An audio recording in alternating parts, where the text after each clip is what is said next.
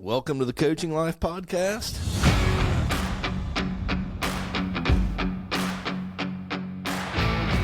Here from the pod at Ohio University. The beautiful pod. How you doing today? We got to Coach hurry Stewart? this up because this is a good day to play golf. I've delayed it. We've been talking here for about an hour before.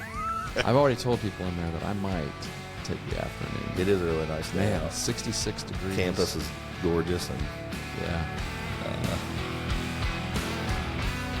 We'll see. we're chit-chatting. I'll be in trouble, though, for saying that because I think Dustin's off this week. Oh, And he'd be like, yeah. he's addicted to Better golf. text him up. He's addicted to golf now. Might text him. Say, hey, Golf can and you get hanging. here by 2? So I'm here with Coach Stewart, my pal.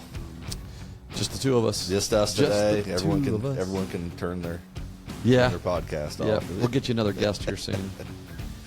Did you see my most recent text, though, that I sent you last night? Maybe I should keep that a surprise for our listeners of who I might be able to get on our podcast in the next Oh week yes, or I two. did see that. Yeah. Yes, yeah, that'd be really cool. We're hoping to be able to get the new Ohio University athletic director, Yeah, Slade Larscheid, in here. He said he would love to. yeah, that'd He's be a very great. busy man right now, obviously. Sports are overlapping. Football, and volleyball meeting, wrestling, basketball. I mean, not just, and those aren't the only two sports, obviously. You got field hockey's in the playoffs. We've got soccer. I don't know if soccer's still playing or not, but these are, Might be. I don't know. Yeah. If they're in how. Yeah, they probably are. yeah. Yeah. And then the other winter sports. I'm not sure what other winter sports. Everything's starting up. Just Everything's a lot together. of things are, yeah. Like we had basketball game Monday, the big football game last night. Big Bobcats, yes. Big win. And then another basketball game at home this Thursday, I believe. Defense played well. Special teams Man. came through big. Yeah. Yes. They said that was the first time that he was on kickoff return. Yes. Well, that was the thing. We looked out there, and we saw Duncan on our side of the field, and then CA on the other side. Yeah. And we're like, CA's returning kicks, and they did that little fake reverse thing.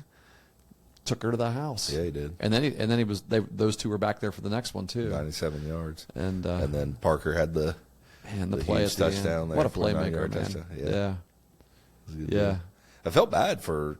I mean, a little bit. I was impressed with Miami's quarterback. He's a very athletic. I didn't feel bad for him. But he threw that pick at the end. It Finn. was like he played a really good game. He did. And then he's a good it was quarterback. good. Yeah. Through the interception, but I felt like it was odd that because he can run. That guy can run. He's a lot like Parker in that sense that he can gain yards with his legs, but he didn't. He ran a lot behind the line of scrimmage, but he never went up the field. I think that was our defense Just containing that him. contained him. Yeah, Yes, I really yeah. did. They did the outside guys. They didn't have as many, sacks, obviously. Right. But the defensive line did a heck of a job. They couldn't run the ball at all. Yeah, I think, and Jake was talking to me about that guy, which because I'm a Browns Finn, fan, so I'm his name perpetually is- looking for a A quarterback, potential quarterback, yes. right? Yes. And but he was telling me some things about him, and so who knows? Maybe he'll be a Brown listen, someday. Finn, if you have the opportunity, I would pass it up because To be the it doesn't work. the 32nd starting quarterback for the Cleveland Browns. I in the will say last this though. 2 decades. Maybe need to call Lucas up one of these days because I'm pretty sure Baker Mayfield is having a Joe Burrow season, and 4 Yes. years ago that was impossible. So but I've seen Lucas post some stuff on Facebook every once in a while. Looks like he's doing really well. Yeah, he does. He does. Good stuff. He's a daddy. Yep. Yep. So we're gonna. If everyone doesn't know, the World Series just took place. Man, And it was one of the best. It really was. You think it was the best ever? It's hard to say that, isn't it? It's anytime you put the word ever after something, 'cause Cleveland, we have such Chicago was a limited great World perspective. Series. The time period that we live in, it may have been the best, right? And you almost automatically think 7 games, but I guess you would have to think that. But from my experience, It's Reds, not the best unless it goes 7 games. right. But the Reds upsetting in 90. And that in was 4 a games. run because they also upset the Pirates in the National League Championship. Yeah. And then went on. So they were underdog to And the they were Pirates, and then huge even more underdogs. underdogs to the Athletics. And so that they sweep made swept it them. pretty exciting. Yeah, that was just such a amazing run there. It's good. Well, this World Series was a little weird for me. I mean, for me personally, because I don't really care for either team. Like, I don't want to see the Dodgers win, and I don't want to see a Canadian team win. right. and so it's just like, I just like baseball. But so I'm going to enjoy watching baseball. But here, and also, I will say this: I really do like the Japanese players. Oh yeah, absolutely. And I don't like the Dodgers, but I like Freddie Freeman. I like Clayton Kershaw. I like the 3 Japanese guys. You know, obviously Ohtani, and then Sasaki, and the MVP, Hoshimada.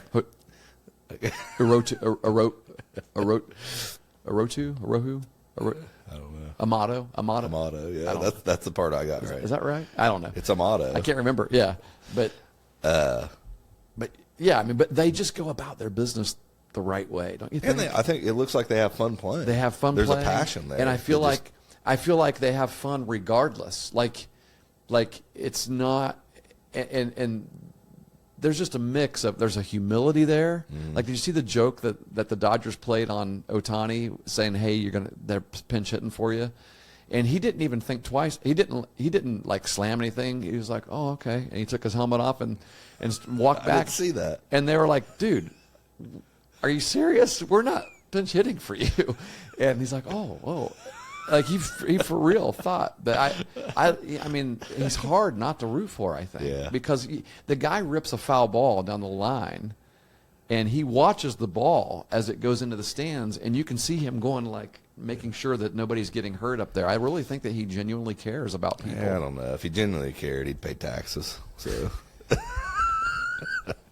if you don't know out there, he defers all of his check to, so he doesn't have to pay tax. Yeah, he gives it to the guy that puts the line down, the gambling line down.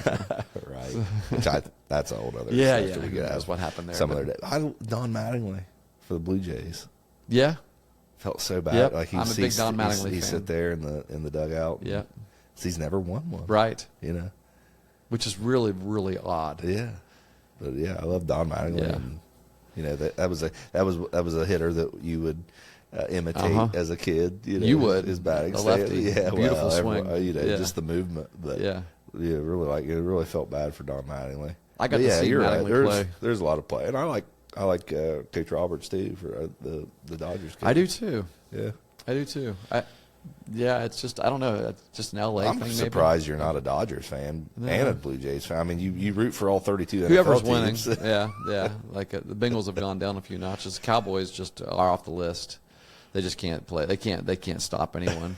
We could hand you the ball, and they'd have a hard time tackling you. I don't know. Or send you out on a route, and they couldn't cover you. That's for sure. Oh, jeez. I thought it was hilarious that the Bengals and the Cowboys were trading defensive players, or Bengals were looking to trade a defensive player to the Cowboys, and the Cowboys like, yeah, we'll take that. That's how bad is the Cowboys' defense? They're taking a defensive player from the Bengals. Well, he's not playing. He hasn't been playing a lot. Maybe that's even worse. Right. We're going to Cleveland December 7th, something like that. December 8th. Who are they playing? The Titans. Okay. So, expecting to see any of Dylan Gabriel, Shitter Sanders, or, yes, Deshaun Watson. He's coming back. Yeah, I don't know. We'll see. But there's a lot of, going back to the World Series, there's a lot of things that happened in the World Series that were odd. Yes. Like seemingly not good baseball. Some bizarre things. There's a lot of talk about the lodged ball in Game 6. Yeah. It's an unfortunate reality that when that happens, it is a dead ball. Yeah. If a ball gets lodged like that in padding on the backstop, for like in a lot of high schools have backstop padding like that, and if a ball gets lodged, and some people were it's complaining dead right that now. He picked whether you put your hands up or not, it's dead. Right. He picked it out. Yeah, Like it's not the same as if the ball rolls under the fence and you put your hands up. Like we always tell our high school players, if that happens, do not touch the ball. Keep the hands up Umpire goes out and he checks it, and then we also tell our base runners to do what? Keep running. To do what the Blue Jays runners did. Keep running. Yeah, absolutely. Yeah. But so everyone was screaming, hollering that, don't touch the ball. And then he picked it up. And he was able to pick it up, and then they were upset that it wasn't stuck in the wall. But like you said, I had a fleeting thought about that too. I went, that's not right, But I did know the rule though, and that is that. Yeah, it's. But dead. the umpire most likely had already called that ball. Yes. Dead when he picked up. I didn't. Yeah, he did. He had his. So the umpire had his hands up too. So at that point, it doesn't matter. Yeah. You can get it. It was a fact that the ball was lodged. Right. Right. In theory, he could have reached down and not been Yeah. able to Now, get out. had he not alerted to it and just went and picked it up, the umpire wouldn't have even known. It might not have called it. So it was a big call for him. Yeah. But true. The umpire would not have killed it if he couldn't see it. Also. Right. You know, he would have he obviously saw it and he killed it. He wouldn't have just killed it just because the guy put his hands up. That's the whole point. Is the umpire has to confirm it. Yeah. So I think and there's other things. The cuts and relays weren't good. Yeah, you're right. Pitchers covering first base. I have become really disappointed in the arms from the outfield in Major League Baseball players today. I mean, balls on runner at second base, line drive base hit up the middle. I used to think we're going to see bang bang play at the plate here, and now you've got balls going up the third base line, completely taking the catcher away from the play, or just not very strong. And maybe it's just, I don't know, maybe it's just certain players, but I'm just seeing it more and more. Yeah. Oh well, maybe the speed of the running speed of players on base and their ability to run bases. Or just an emphasis on hitting. Yeah, and which puts less emphasis on the defense. Right. Yeah. Which is why we're seeing poorer defense. Yeah. Yeah. That could be one of the reasons. I don't know. Well, the emphasis in today's game is on pitching velo and hitting. Yep. Those are the two big emphases. Right. And so then you have some things that seem to be lacking, such as defensive play. Defensive play wasn't good. Yeah. In the World Series, it really wasn't good. Dodgers had some really poor defense as well. Yeah, and it wasn't good last year. I remember the Yankees were booting the ball around last year. Yeah. They had there were some good plays, but it wasn't solid defense. Yeah. And then, arguably, the base running was poor. Yes. Some people think that Blue Jays lost because of poor base running. Right. And I think so. That's the thing.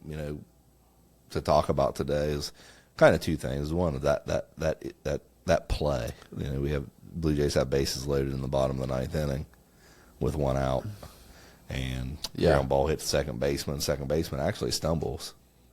Yeah, doesn't get the ball off. Yeah, but is still able to throw the runner on third out at home in the force play to basically to save the game for the Dodgers. Yeah, when he stumbled backward and wasn't able to get everything on the throw, I thought. Me too. I was actually shocked in the live moment. I thought that stumble, that's it. That's the game, and I was shocked. I was like you. I was shocked that it was that close. Right. And so I think we often see this, and it's fans and people watching games, analysts, players, former players. I was three of those categories. We immediately shout. A fan of baseball, not a fan of the teams. I was definitely an analyst. I had a few thoughts on this play. Yeah, and it's real easy to do. And I'm not saying it's not valid at all times, but I'm saying it's easy to do. Yeah. At every level. You often get it during high school games and things like that. We like to question coaches and so forth. You're displaced from reality. And what you're seeing is the only part of the story that you know. And I think it would be valid to, or a good exercise to pause for just a moment. Yeah.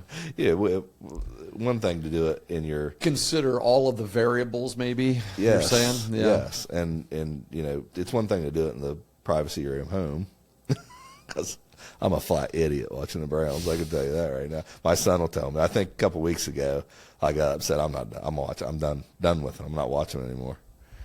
And then I mentioned Next it a Sunday couple rolls days, around. and Jake said, "Yeah, I doubt that." Yeah. Well, so I'm a fanatic when I watch the Browns, at home, but just understanding that there's more to the story. So in this case, with Falefa, is that our guy's name? Isiah Falefa? Isiah Kiner-Falefa? Is it Kiner? Or Kiner? Kiner? I don't. Falefa's his last name. Falefa. Okay. I got that. IKF. IKF is what all the Twitter analysts have been calling it. Yes. Yeah. He was the guy on third. He was the guy on third. If you bases loaded. If you go back to the replay, what you'll see is his lead is very short. When it would be what you would consider. Yeah, close to the back. And if you're if you compare it to the runner on first, runner on second, his lead was very short. And I will say this. I don't know what you do. Before you do that, immediately it's picked out, and immediately it said if he had a normal lead, he had a bigger lead, he would have been safe. Well, some people didn't say normal, but I say that I actually would say that is a normal lead from third base. And I would as a coach, because I tell our guys, you do not need to get a big lead off of third base. Right. And one of the reasons is because if there's a low liner to the outfield or a hard fly ball, we need you to tag up. Yeah. And if it takes you too long to get back to the bag because you had a huge secondary lead, then we're not gonna score that run. There's so many different things that could happen. Line drive to third baseman. And then some people might argue, well, you want a bigger lead because if you got the contact play on, then on a ground ball to anywhere in the infield, he's got to have a good jump. And so there's give and take, sure. Right? And we don't know what the situation was for that particular player, but normally for most baseball people, I would say you're not encouraging a large lead off of third base. Yes. You're not stealing home. Right. Most of the time. You don't need a large lead off third base. Yep. Yeah, I would agree with that. Yeah. And that's the immediate thing that pops into my mind. So my immediate reaction I didn't criticize that as much as I did a couple other things. Right. Because I did have some thoughts on the way he approached that play. But in the same, even me saying, in a normal situation, I'm still open to the idea that depending on your base runner is, depending on who the catcher is, depending on who the third baseman is, depending on what the Dodgers' tendency of throwing, picking off runners is, there's all these variables. And the hitter's tendency. Your own teammates. Where's the hitter going to hit? Yeah. It? What's the chance he's going to? You're looking for a sac fly there, as opposed, you know what I mean. So you want him to play. All these things are taken into consideration as a coaching staff when they make the decision, and he's right in front of them. Yeah. He's right in front of the third base coach. He's right in front of the Blue Jays dugout. Yeah. So if anybody saw him and thought he should probably be down the line a little bit more, someone probably said something. Sure. Right? But for whatever reason, that wasn't the case. Yeah. And I'm kind of with you too, because I know we've talked about it a little bit. What was different things? Yeah. Well, one is,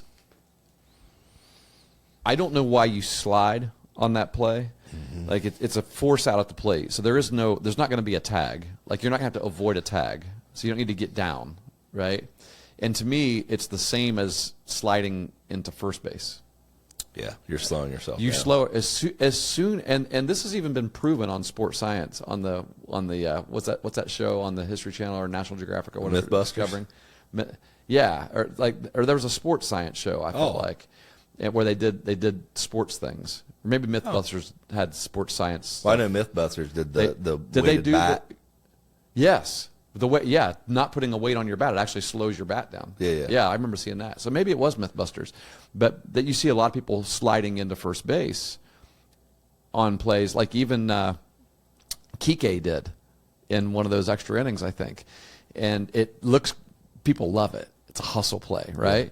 But the reality is, unless your body does not hit the ground first, unless you're able to dive into first base and hit the base before anything else hits the ground, you are not going into that bag as fast as you would had you run straight through it. Right. So you may as well sprint straight through it. Yeah. And I'm thinking, okay, it's a force out at the plate. There is no potential for a collision here. You don't need to avoid the tag. In my mind, I'm thinking I'm running straight through that plate as hard as I can on anything hit on the ground. Yeah. And he slid feet first. Right. And he had one of those freaking sliding mitts on that extends another 2 or 3 inches beyond your fingers anyway. Yeah. And That's like, true. That's why a are good you wearing point. a sliding mitt I never if you're thought not going to about go that, head too. first, Yeah. right? Right. You know. You're right. You're right. I mean, so those are the two things. I'm like, yeah, maybe somebody else. I don't know. Maybe somebody would argue with me about the sliding thing into home. Well, I think but you just don't. You normally do slide into home, but on that situation, I just don't think you do. Yeah, and so I think there's a safety aspect to not slide, like, because the plate's kind of, it's not like a bag. Your cleat don't grip the plate, so there's a possibility you could slip and fall. Well, I mean, but as you saw, the catcher's foot, the plate's not like a bag. It's tough for catchers. Force outs are tough. It is. Because you at least you have something to push off of. Yes. At first base. At the plate, you don't. You don't. It is very tough. Yeah. That's something, something that we've talked about needing to practice. Yes. You need to practice that. You sure Catcher do. receiving the ball on the plate and turning it. Yeah. Because it is very difficult to do. It's not easy. And let me say this, it's very easy to screw up. It is. Yeah. So, but it's the World Series. Like I'd break my ankle for a World Series championship. Yep. You know what I mean? Yeah. So like, so do you do it? Or like you said, at least you dive headfirst in that situation. And I think even diving headfirst, you're slowing down because you have to slow your momentum down a little bit to get that forward lean and a dive. Yeah, people don't believe that. The people. I mean, because I don't know why, but people believe that you actually can get there faster if you dive, and it's just not true. Right. It is. I think Scientifically is not true. And there's time, like if the first bait, if you think the throw's up the line, then diving or sliding away makes sense. I mean, into first base. I'll prove it to you. I'll prove it to you that it's not true. If it were true, would you not see sprinters, track runners diving across the finish line? Yes, good call. Yeah. Well, if it's a neck and neck, sand and you have a chance to win the world, a gold medal. True. And it's neck and neck. Why would you not dive? Yeah. If diving is, why would you not slide across the finish line if that's not faster? Right. It just isn't faster. Running straight through the finish line is the fastest way to get there. Yeah. I didn't like. The sliding feet first was odd. Like I noticed that too. And the thing that stuck out to me as well is the secondary that he got out of his lead. So, and that I didn't like looking question at that it as much because because the angles that I if you get a saw, fly ball, you want to be able to get back. right. So what I would have expected, he kind of just hopped up in the air and bounced. It was like boom, boom, and there was not a lot of urgency to it. It didn't like that's what it was. Kind of just. Maybe a hesitancy. He just didn't react well, and that's like I would have liked to see him take a step and jab. One hard step, get your feet moving towards home and stop at least, and then in that timing, once you see that ball has been hit on the ground, now you just keep on going. Yeah. But it seemed like to me he hopped and he jumped up in the air like a infielder. Timing the ball, getting to the hitter's swing zone, and then just kind of did a side hop. Like I wonder if that's just what he does every time. Maybe I mean, they do that every time. I don't know. Yeah, but I would have liked to see. It just didn't seem like he was ready to run, and he was put in the game to do that very thing to run. And I would have liked to see him kind of a break.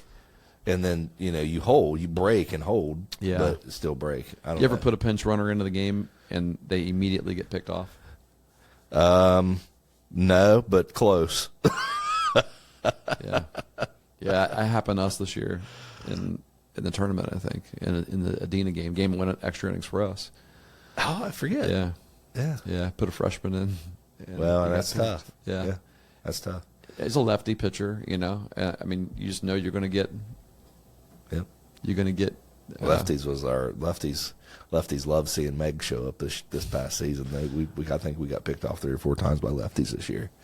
Not taking the jab step, not seeing the ball in the air. Nope, just not. If you really think about it, a lefty running on lefties should be easier than running on righties. Move. Because you're not you just know. Like, I mean, I don't know how you teach it, but like we're not telling them to steal. if he goes to the plate. We're telling them to steal on first movement.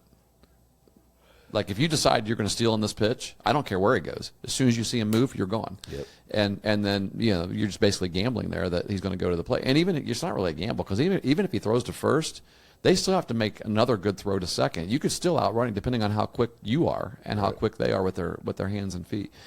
And so I feel like it takes the guessing away. So if you know you're not stealing, why get a secondary lead until you see the ball in the air to the plate? Right, and he has to throw it. Right, he has to come first. Right. With it. So a lot of times that you might even get a bulk out of that. Yeah. Yeah. There's nothing more exciting to me than when a runner. I mean, Lance actually Hensler did this pretty well. He would take off on a lefty.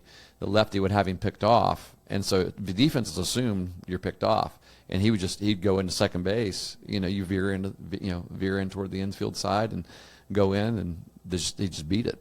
Yeah, basically beat the throw from pitcher to first, from first to shortstop, and so really, if you know that you can do that, if you have the ability to do that. And it's why it's so important to have a good first baseman that can throw, that can actually turn that can turn this way if he's not left-handed, turn against his body and make that throw to second. There's a lot there. Well, we're talking baseball stuff right now. Well, I hope everyone's enjoying. Well, that's a baseball podcast, right? As opposed to the weather, the weather at campus that we always like to talk about. But. So we talked about the actual mechanics of and the criticisms of this base runner, but what's the lesson for our listening audience, I guess, in sitting back and analyzing something like that during a game, whether it be a baseball game or a basketball game, a football game, a soccer game, volleyball game, whatever you're watching? Yeah. I think it's just easy to see something play out in front of you and know that, well, if they had done something a little different, it would have worked. And immediately thinking that that's, the right way to do it, and they're full-fledged idiots for not doing it a certain way. Sometimes you do things exactly the way you're coached to do them. Exactly. And exactly the way you want to do them. Right. And it just still fails. Sure. And maybe he was coached differently to do it. Probably not. Like, I would say he did it the way he was supposed to do it. It sounds like from the interviews that's been had that it sounds like no one's. I was going to ask that. Has anybody asked him? Well, yes, and he said that's what they wanted. So yeah. There you go. But I would have wanted to know, what about your secondary? What about that slide in? Nobody's followed up with those questions. I don't think so. I haven't heard anything with that. Yeah. But I think that's kind of there's more. I'll be honest with you, and I'm going to get criticism for this from one person in particular. I think it was a mistake to bunt in that inning. Was it the same inning? No, it was extra innings. It was one of the extras to put the runner on third, and then they walked. Yeah, they had nobody out, runner on second. Guy led off with a double, right? And you have 3 precious outs to work with in extra innings every time. 3, that's all you might get, and you give one of them up, assuming that with 1 out and a runner on third, that's going to be better than no outs and a runner on second. It's not. Statistically, it just isn't. Maybe it was for them, but as a whole, in the college game and in the pro game, and I would say in the high school game as well, statistically, analytically, rarely will you see that that's a better choice. Yeah, the ball that who hit the double play ball? Shoot, is that Muncie? Was it the Dodgers that bunted? It was the Blue Jays that bunted. That's right. Yeah. Sorry. Yeah. Whoever hit the double play ball, the ball was kind of up the middle. Yeah, it was. So if the runner's on second, is the shortstop fielding that ball? Now maybe you have runners on first and third with no outs. Right. Even if he doesn't score there. You know what I mean? Yeah. So it's something I think about, and you just said earlier that throws from the outfield haven't been great. I know. So, but in the same I just don't like the idea of I'm not a fan of giving up an out. Right. Just giving up an out. Yeah. I think in the major league, I think that's it. At a high school level, it's different, definitely. but it's so hard. Like even if that runner's on third, Jake and me and talked about it. It's so hard. Like I said, all he had to do was get the ball in the air. All he had to do. And Jake's like, it's like it's impossible against these pitchers that command the lower end of the zone, and you can't get the ball up. Yeah. They're throwing to ground ball contact. It's like it's not easy. It's So someone brought that up the other. A bases loaded bunt, a squeeze play. Why not try a squeeze play if you're the Blue Jays? Well, it's hard. It is. Against these guys that throw it, it's hard to put that ball down in a place that they're not going to be able to field it and get the out anyway. The base is loaded also. I mean, it's. So you got ground ball to the deep part, to a gap, or a ground ball to the 3.5 or the 5.5 that scores a run. A fly ball to anywhere in the outfield. Yeah. Or a bunt. Yeah, maybe. Well, and if unless it's a safety squeeze, if it's a suicide squeeze, that's even rough. I don't know that you can do that. It'd have to be a safety. It would squeeze. have to be. But if that's the lead, right? Is it going to work out for you anyway? I mean, that's hard. It's very. I think it's easy to say those things. It's hard, I know. But it's hard. I think there's less value in having that runner on third in the major leagues than say in high school. Yeah, I agree, because there are more ways that a high school team would most likely be able to score with a runner on third. Like we will risk going to third with no outs or with 2 outs, especially with 2, where you wouldn't maybe do that. Like, you hear the old rule, don't make the third out at third, right? Right. Well, I don't really have that rule, because I would rather have our guys at third base because of how often a high school pitcher might throw a wild pitch or a catcher have a fastball. Yes. Right. And the opportunity to score. And it's a lot harder third. for a high school second baseman to make a throw from even short second to home in time to get a runner. Too. Yes. Yeah. On a I tell you ground ball what, like what about that. this? Blue Jays or Dodgers walked that hitter to put runner on first and third. Why not walk 2? Yeah. I've done that before. Yeah. We Right. did that a couple years Go ahead ago. and load them up. 1 out, runner gets on third. I loaded it up. We got the out at the plate, then we got a pop up. There you go. You look like a genius. Because right. The parents. If we had to walk the guy, the mom and I'd been dad an of the idiot. pitcher was ready to come and carve you up. I actually They're sitting on pins and needles. I because got good you walk the compliments bases after loaded. that game from the pitcher's parents. So. Good deal. But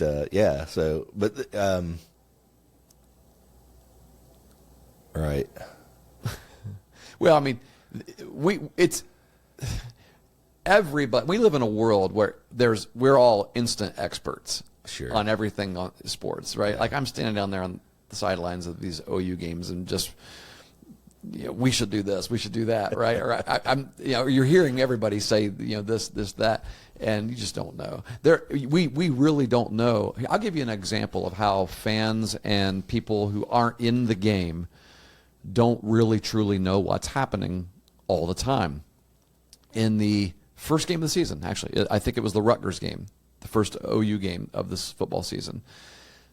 We played Rutgers really well, but we had a couple of possessions, like offensively, we moved the ball well on those guys, and the defense played great.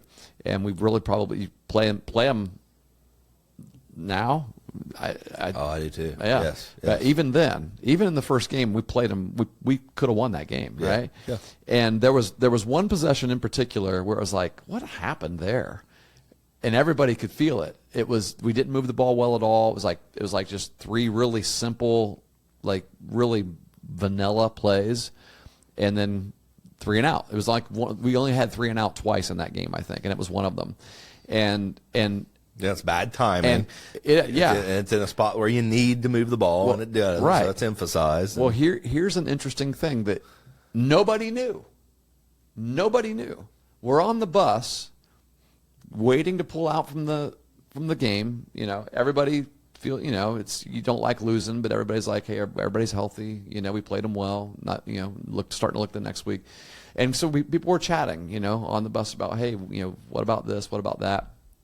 And that came up with that one series. Just seemed like it was We only went 3 and out twice, but like that one series, we just didn't do anything with it at all. And the guy sitting beside me, who's a student assistant, he's got headset on. He works with the tight ends. He said, that series you're talking about, we lost communication. Yeah, you might ask Brett. I meant to ask Brett about it because I don't know what. Brett Swart, John Croucher. I don't know that everybody lost communication or if it was just like offense lost it or whatever. But there was something went funky on the communication end, and you can't stop the game. I mean, you can call a timeout, but you only have so much time to figure it out, right? Well, at the end of the game, you don't really want to do that either. Yeah, and so basically it was like when you're so used to using comms, and now you basically got a quarterback out there just doing whatever he can to run whatever you got, and just do it, and it makes a big difference. And so what my response was, that makes sense. Yeah. Everybody else is like, what's wrong with that coach? Why aren't we just running three of the same play, three times in a row, and then punting? We had a chance to. Well, there was a lot of other things going on that we didn't know. And I think that's the point. When I watch these Twitter discussions on, and you've got people calling, former players idiots because they don't outrun bases. Yeah, it's like, I don't know. I mean, if that, they've done it. They probably have an idea of what's expected and whether they should, whether it works well or not is beside the point. But I think they've done it, but they weren't in that situation. Sure. Because you, as much as you want to say, "Oh, I've been in that situation," no, you haven't. Yeah. Because we know the game of baseball. There is no two like scenarios. It's like snowflakes. There's no two. Every single pitch forever in the game of baseball, something different has happened. Yeah, it's just funny, and that's the thing that I want. That's the point that I want to get across to parents and to fans. Maybe even speaking. It's funny. I think we mentioned this and before. Assistant coaches sometimes, right? Because you want assistant coaches that question things, but sometimes the question is like it's the same, right? It's like well.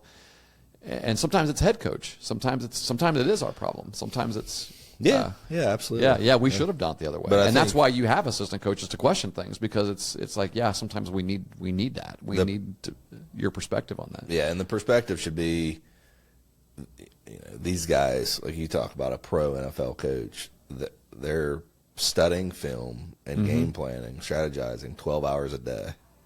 Yeah, and we sit down during the game. And are able to say what they should and shouldn't have done. Yep. And that's true to a certain extent at every level. It is. Unless you're there all the time and you're in the discussions and you know what's going through, the coaching staff's mind, the players' minds, everybody involved, it's hard to have to be able to say this is what they should have done, or they could have done this better. It's always hard. It doesn't matter what the situation is because you have a limited perspective in what's going on with that team in that game.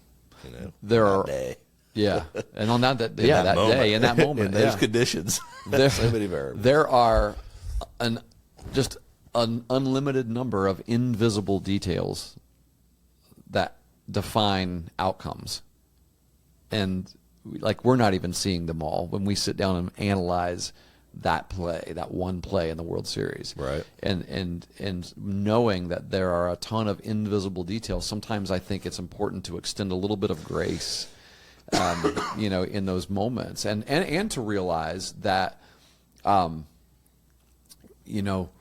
two things. One, coaches need to be trusted and players need to be trusted. Mm-hmm.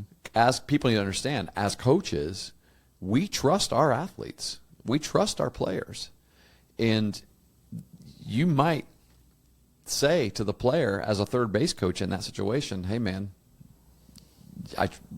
this is all like, don't wait and listen for me to say go or so. I mean, bases were loaded, so he was going on the ball hitting the ground. Right. But, if bases aren't loaded. But not on line drive, which is probably why he took that hop. Yeah, it may have, And very well, could have been. But there are times when, like we've talked about this before. A kid will get picked off on first base, and your first base coach comes in and says, I told him back. Yeah. And I'm just like, it doesn't matter. Like, it's not on you. Yeah. We trust the player, and we're not saying it's the player's fault either. It's just that's the way the game goes. Sometimes it's not. Sometimes it depends on if it's 2 outs and you didn't run, right? Because you thought there was 1 out and it was a fly ball and the ball drops and you weren't able to score from second because you didn't run because you thought there was 1 out and it could have been caught. Right. Then it is your fault, and we're going to address that. Yep. But you'll still it'll be like, why didn't anybody tell him there was 2? There will be some there's always critique coming from somewhere, and I think one of the things that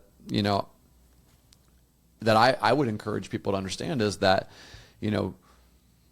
one, it's important to trust that coaches are making decisions that are best for the team, and also they're making decision based on information that sometimes is not available to everybody. Absolutely.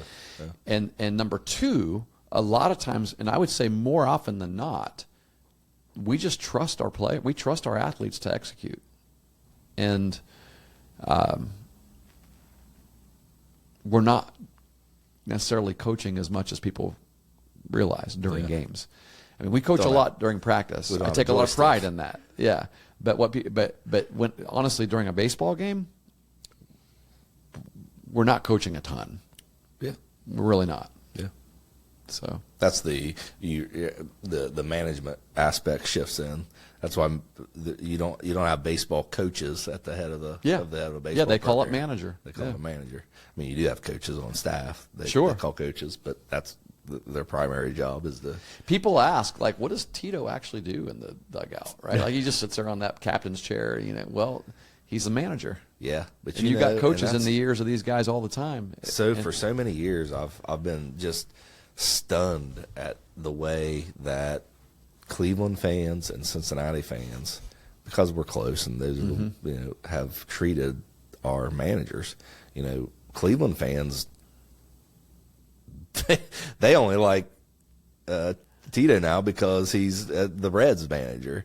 You know what I mean? Yeah. It's like he was great. Yeah, he was. And Dusty Baker, I felt Dusty Baker got a raw deal. Yeah. And everyone's like, well, he can't win a big game. But what everyone forgets is what goes on in that clubhouse and how that guy manages and leads a group of men. Those players really liked Dusty. Yes, they did. And they love Tito. Yes, they do. I think Cincinnati likes Terry Francona. Oh, I think the general population, the fans, I think he's embraced. It's so funny that happened.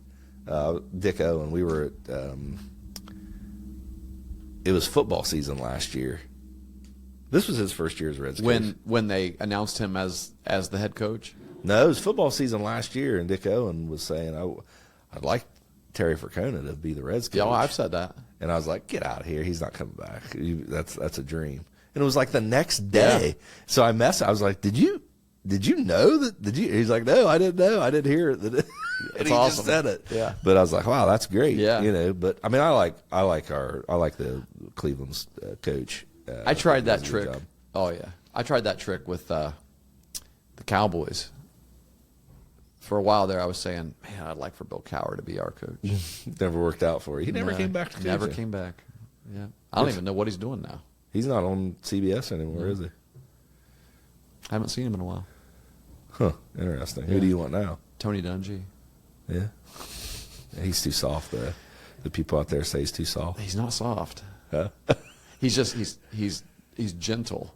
He has a gentle demeanor, but he's not soft. The perspective, though. The perspective is that he is. Because that's right. So it's like, but he's a strong personality. We don't sit in the locker rooms. We're not on the practice field. Yeah, isn't that what Jerry wants? Somebody that's soft. I don't think that would work with Jerry. That's why Jimmy Johnson and who was the other guy? Who was Jerry Johnson's? Who followed Jimmy Johnson? Jimmy John. Who followed Jimmy Barry Johnson? Switzer. Switzer, that's right. Both of them, all them guys butted heads. I don't think Jerry. Yeah, Switzer. I feel like Switzer was able to win on the heels of Jimmy Johnson's team. Sure, team. I do too. And the next one to truly butt heads with Parcells. Jerry Jones was Bill Parcells. Right. I loved it when they hired Bill Parcells because I'm like, there's the next Jimmy Johnson. Yeah. And yeah, you could see it. Yep. Yeah. Organizations win. Good stuff. Organizations win. Yeah, they do. Districts win. Yeah. Universities win. Universities win. Yeah. Yeah, there's something being built here. I was just talking with one of my students out here who's in the marching 110. He's a senior. Well, he's graduated, but he's taking more classes, and he's in his last year as a 110 member, and he was talking just about how the camaraderie, like they love it when the football team comes over after the game and sings the alma mater with the band, and the band. He's like, there's just a really good chemistry between the team and the band. And I said, it wasn't always like that here. If you talk to some of the older alumni, there wasn't much love between the football players and the band, the 110. I don't think, and it may have been jealousy. It may have, a lot of people used to. I mean, the OU used to be known as a team where people would come until after halftime, and then the stands would empty, and you'd only have family members left in the stands. And maybe rightly so. They weren't very good. Didn't win for a long time, and they brought in Frank Solich, and that culture changed when the team started winning. And not only did they start winning, started playing the game the right way, started doing things the right way, right? And now you've got that. You have a different culture. The stadium was full the entire game last night, except for the Miami section. They didn't bring anybody. Interesting. It didn't seem like. If they did, they wore black too. So appreciate that, Red Hawks. Thanks for joining our blackout last night. Yeah, that's probably what it was. Yeah. Huh. Yeah. So, but no, I think this is a good reminder for. I mean, basically for all we don't know what all is happening, and usually when in any circumstance during a game there are multiple things that could be happening that we just don't have all the information. Yep. And in life, I guess. In life, so, yeah, exactly. This is a good life lesson for sure. Normally, we've talked about this before. We go to study or begin developing a sermon. A lot of times, the sermon ends up being something that we need to hear as the person giving it. Whether that's how it kind of comes together. So. Open ears. Often that's the way it is. Yeah. For me, I think it's. And sometimes it's why the sermon, the message becomes such a passionate delivery, because I don't know about you, but I preach harder to myself than I do to other people. Yeah. When I'm starting to get passionate about something or emotional about something, it's because I'm feeling convicted by it myself. Yeah. Yeah. Yeah. See you next week. That's right.